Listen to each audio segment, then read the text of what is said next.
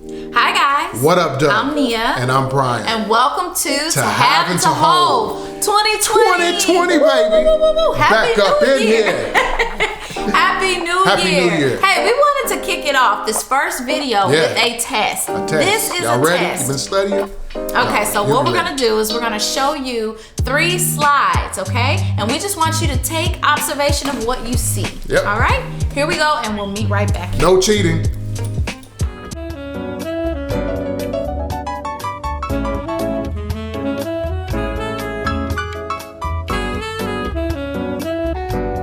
All right, guys, welcome back. How'd you do? Okay, so did you see some dots?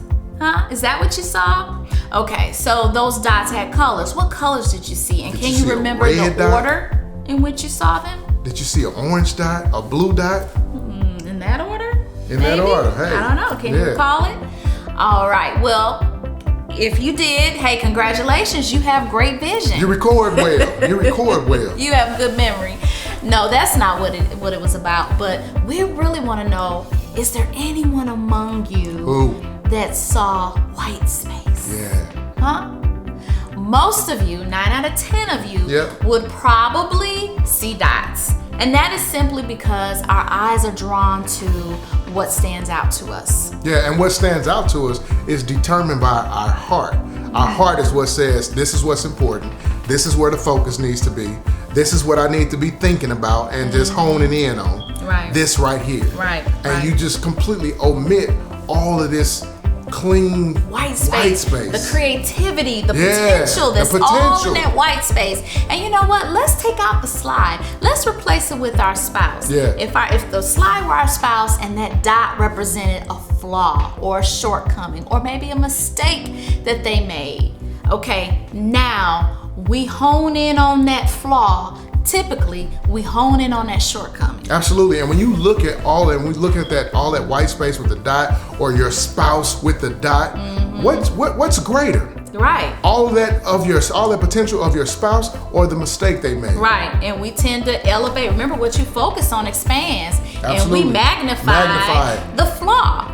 But the white space in your spouse would represent the potential and the God in your spouse and what God can do with your spouse and with you, how God wants to work in you to work through you to get to your spouse. Yeah, because at the end of the day, man, God is really trusting you to love your spouse's solution. He wants you to be able to see those things. You need to be able to see those things, not just so you can identify them and start a campaign about them, but so you can get some neology, go to God and be like, hey man, this is what I need you to help me with my spouse. Right. But at the end of the day, you need to be looking at all the potential that's there. Right. All the potential. Yeah, it's kind of like the 80-20 rule, you know.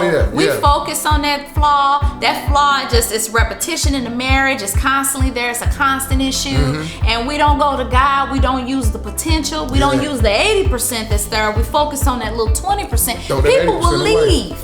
Divorces happen for 20% because they don't have the neology, but really honing in on the potential. Instead of the flaw. Listen, and so this week, do your level best to do just that. Look for the greater. Look for God in your spouse. And you may say, hey, Brian, Nia, my spouse don't have God, but they have you, and you have God. You know, and because of that, you need to use your access, talk to your God so that he can work with the potential. Don't get in the way. Because I know you've been praying for him, right? Right. I know you've been praying for her, right? They've been praying. Yeah. So don't get in the way of the process. You know, so this week be very intentional about looking at the greater. Yes. Listen, and may the love in Christ encamp you, your household, and your marriage. You're winning.